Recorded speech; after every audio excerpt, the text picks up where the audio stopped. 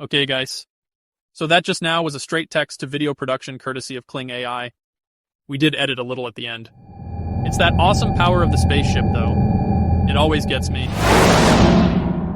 Rumbling ships aside, you may well be wondering what exactly has Google have to do with all of this.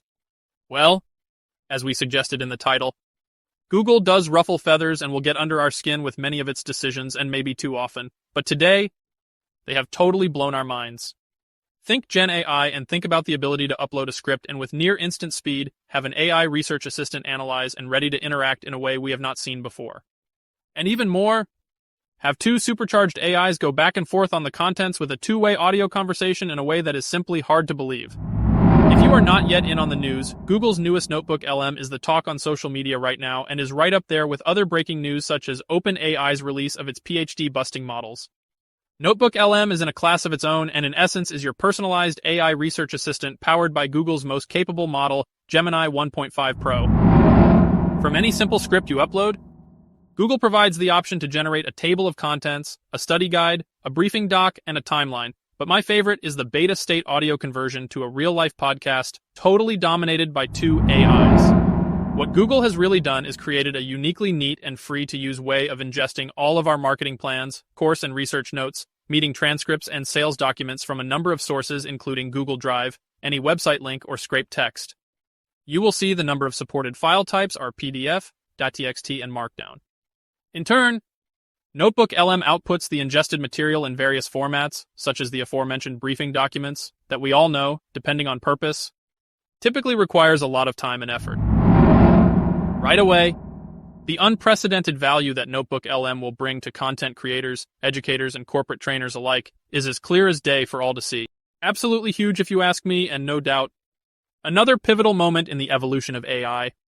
Many will know that Google was slow to the market with the genAi innovation and has been criticized heavily for falling asleep at the wheel. Maybe you should never mess with a sleeping giant. Test NotebookLM for yourselves, and I'm sure you will come to the same conclusion.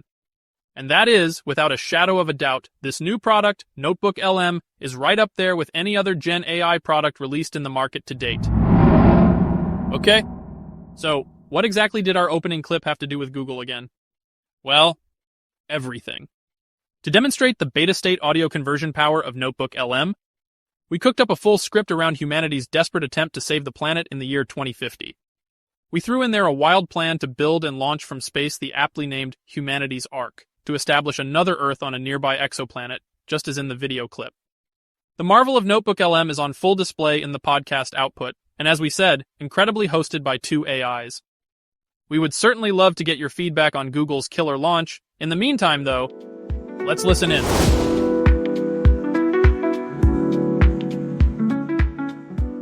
Ever caught yourself watching, like, a live stream from space? Yeah. And I don't mean just some astronaut showing off a zero-G flip, but something truly, and I mean truly historic. Definitely grabs your attention, right? No kidding. And today's deep dive, well, let's just say it's going to blow your mind because we're talking about the launch of the Ark. The Ark! Yeah, you know, that generational spaceship? Oh, right! The one? 5 kilometers long. 5 kilometers. Built to carry 10,000 people to a new home in the great beyond. And get this isn't some sci-fi movie we're fantasizing about. This is real. We've got first-hand accounts. Wow. This thing launched from the ISS. No way. With Earth, get this, shimmering in the background. You're kidding. I'm telling you, the footage is unbelievable. Yeah. But here's the thing. Today, we're not just diving into the how. Though, trust me, building a spaceship bigger than Manhattan is a story in itself. I can only imagine the logistics alone. Exactly. But we're going deeper. We're tackling the why. Why space? Why this tech? Why now? All good questions. And perhaps, even more importantly, what does this launch tell us about where we're headed as a species? You think this is bigger than just escaping a dying planet? I do. I think it speaks to something more audacious, becoming, dare I say, a multi-planetary species. It's the kind of thing you read about in science fiction, but, well, here we are. Okay, give me a second. I gotta let that sink in for a minute, but let's get into it. 5 kilometers long. Mm-hmm. That's got to be, what, 3 times the size of Central Park? Mm-hmm. You couldn't exactly just, I don't know, slap that thing on a rocket and hit the launch button, right? Launching something that massive from Earth, you're talking about trying to launch Mount Everest. The energy needed would just be astronomical. Literally astronomical. Literally. And the environmental impact. Let's not even go there. Okay, so not great. Not great is an understatement. Building the Ark piece by piece in space? Well, that was really the only way to even think about doing something this wild. Starting from zero gravity, you can see how that changes the game. But okay, what about the journey itself? We're talking 100 years, right? That's longer than most people spend on this planet. And at 10% the speed of light. Can you even put that kind of speed into words anyone can grasp? Picture this. New York to Los Angeles in less than a second. Whoa! That's 10% the speed of light. It's a speed so fast that time itself starts to, well, bend. Think about the Parker Solar Probe, the fastest spacecraft we've ever launched. Yeah. That thing would take thousands of years to get to where the Ark is going. Okay, my brain officially hurts now. So seriously, what kind of engine can propel a city-sized spaceship at those speeds for a century? It's got to be something revolutionary. You're not wrong. They're using something called magnetoplasma dynamic thrusters, or MPDs for short. MPDs. Catchy. Essentially, they generate insanely powerful magnetic fields.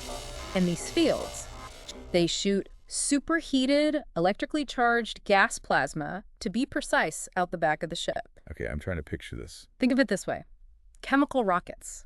Those are your high-octane sprinters, all raw power, but they burn out fast. Plasma engines, though, they're the marathon runners. Continuous acceleration over decades, slowly building up to those insane speeds we're talking about. A slow and steady burn to reach another star system. Talk about playing the long game. But here's what really gets me. This wasn't just some, passion project, right? What do you mean? Building the Ark. That took a level of global cooperation. I mean, we've never seen anything like it. Yep. You can't overstate the sheer scale of the collaboration. We're talking scientists, engineers, entire governments, pooling resources, sharing knowledge, all working together towards a single goal. Makes you wonder. It does, doesn't it? Could this be, just maybe, the most unifying moment in human history? Okay, let's shift gears for a moment and talk about the people on board. 10,000 people. Can you imagine? All those lives entrusted to this incredible vessel. It really makes you think. It does. What must it have been like for those people?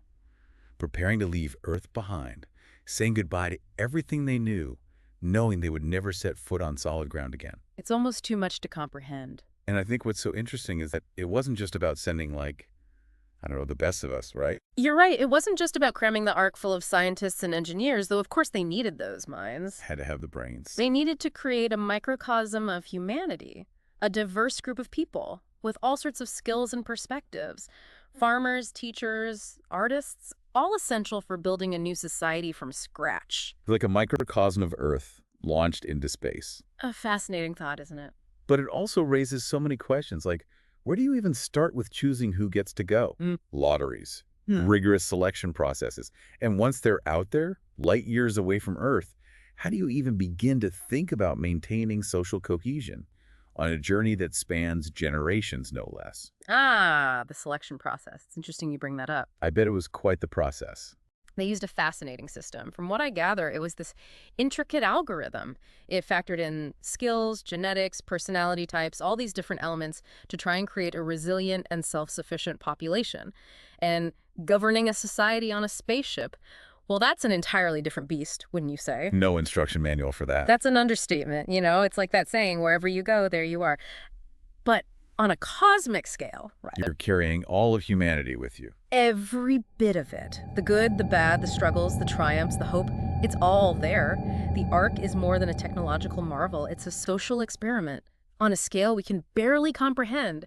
Can humanity adapt? Can we rise above our differences? Can we forge a new future amongst the stars? It remains to be seen. It's like a giant question mark hurtling through space. A question mark that makes you think, doesn't it? It sure does. And speaking of challenges, let's be real. Space travel is no walk in the park. Even with all our fancy tech, there are forces out there that could turn even the most advanced spaceship into, a tin can. You're talking about space weather, aren't you? The big bad unknown. It's more than just dodging cosmic raindrops, that's for sure. We're talking solar flares, massive bursts of radiation that could fry electronics and wreak havoc on even the most sophisticated systems. Like a global EMP, but in space. That's one way to put it. And then there's the ever-present danger of space debris. We've made a bit of a mess of things out there. Just a little. A cosmic junkyard. Defunct satellites, spent rocket stages, millions of tiny pieces of debris all hurtling through space at incredible speeds, and even a tiny speck, it can cause catastrophic damage. So it's like planning a cross-country road trip, but instead of checking the weather app, you're worried about, like, solar flares and rogue pieces of space junk. Something like that, yes. And that's why timing the launch of the Ark was so crucial. They had to wait for that perfect window. When solar activity was minimal, the Earth's magnetosphere, our natural shield, was at its strongest, and their trajectory was clear of any known debris. Talk about lining everything up perfectly. It was an incredible feat. So tell me, what was launch day like? I mean, what's it like to witness a vessel that massive actually lift away from the station? It couldn't have been like the rocket launches we see here on Earth. No way it was anything like those fiery rocket launches we're used to seeing. Totally different. Think about it. They were already up there, in space, hitched to the ISS. Right? Starting from orbit. Must have been a very different kind of launch. Our sources describe it as the slow, graceful, almost separation.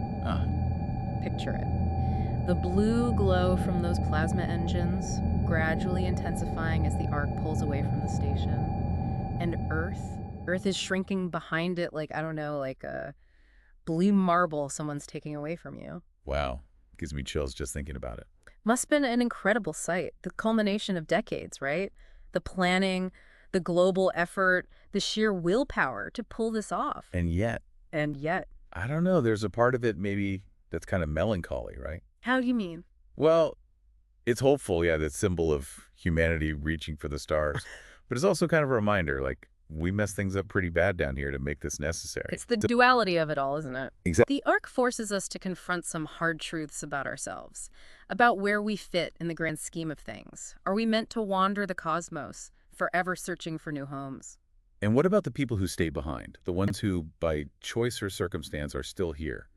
What does the future hold for them, for humanity, grappling with all the, well, consequences? That's the question that stays with you long after the Ark is just a distant speck. The question no one's got a good answer to. And maybe that's the point. Maybe it's not about having the answer, but wrestling with the question itself. Well, folks, there you have it. A deep dive into one of the most daring feats of engineering humanity's ever pulled off. And a question that might just be the biggest one of our time. What does it mean to be human when the stars themselves are within our grasp? The story of humanity is far from over. If anything, this is just the beginning. A story of exploration, of resilience, of clinging to hope even when faced with the unknown. So keep looking up, everyone. Keep asking those big questions, the ones that keep you up at night. Who knows what we might find out there together? That's all the time we have for today's deep dive. Until next time, stay curious. Okay, guys. There you have it. 2 AIs impressing like never before. The podcast itself almost sounds too good to be true, but best believe it. It makes you truly appreciate how fast and by how much AI is evolving.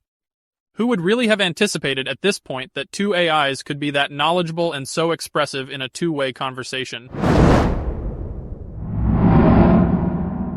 I don't know about you guys, but for the NotebookLM beta state audio output, which we are most impressed with, it's the grasp of the subject areas, the injection of humor as with real-life presenters, the voice inflections, the logical flow of the output, and so much more. Google may have been fast asleep, but in one fell swoop may have disrupted forever podcasts as we know them, how we teach in the classrooms, and may have even started the process of replacing radio and TV anchors, news presenters, and commentators. Wild months ahead, folks.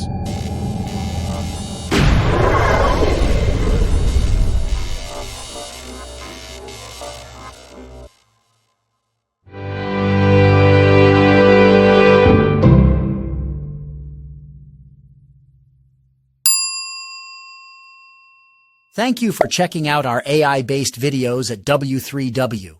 Your visiting and interacting are sources of motivation to keep on going in this brand new world of unprecedented AI innovation. Of course, we invite you to like, share, and subscribe to the channel. See you soon. And may the force of AI be with you always.